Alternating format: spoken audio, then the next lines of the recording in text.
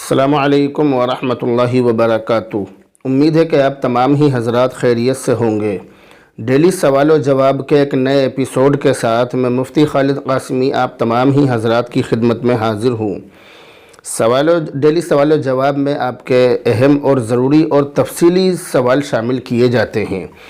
تو یہ جو سوال ہے یہ ہے سائرہ بہن دادری سے۔ یہ کہہ رہی ہیں السلام علیکم مفتی صاحب۔ وعلیکم السلام۔ بہن کہہ رہی ہیں کہ مفتی صاحب اگر کسی بچے کا عقیقہ کریں اور اس کے ماں باپ کا بچپن میں عقیقہ نہ ہوا ہو تو کیا پہلے ماں باپ کا عقیقہ کرنا ضروری ہوگا؟ یہ انہوں نے سوال کیا ہے کہ اگر کسی بچے کا ہم عقیقہ کریں، مثال کے طور پہ اپنے پوتے کا عقیقہ کر رہے ہیں مگر اس بچے کے باپ کا عقیقہ نہ ہوا ہو تو کیا اس بچے کا عقیقہ کرنا ہمارے لیے جائز ہوگا یا پہلے اس کے والدین کا عقیقہ کرنا ہوگا؟ یہ سوال ہے۔ سوال بہت اہم ہے لیکن جواب بہت آسان ہے۔ اس کا جواب یہ ہے کہ بچے کا عقیقہ کرنے کے لیے اس کے ماں باپ کا عقیقہ کرنا یا ماں باپ کا عقیقہ ہونا یہ ضروری نہیں ہے۔ اور سچی بات تو یہ ہے کہ عقیقہ نہ تو ماں باپ کا ضروری ہے اور نہ ہی بچوں کا عقیقہ کرنا ضروری ہے، بلکہ عقیقہ کرنا سنت ہے۔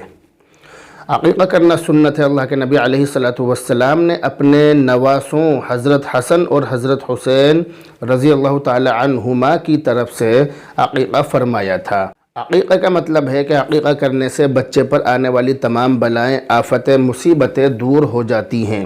بچہ بلاؤں سے، مصیبتوں سے محفوظ ہو جاتا ہے۔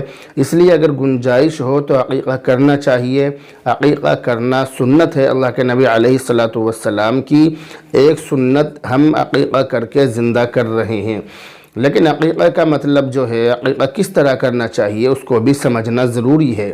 ہمارے یہاں پر یہ ہوتا ہے کہ عقیقے میں مالداروں کی دعوت کی جاتی ہے اور غریبوں تک خبر بھی نہیں پہنچائی جاتی، غریبوں تک کھانا یا گوشت وغیرہ پہنچایا بھی نہیں جاتا، تو یہ طریقہ بالکل غلط ہے۔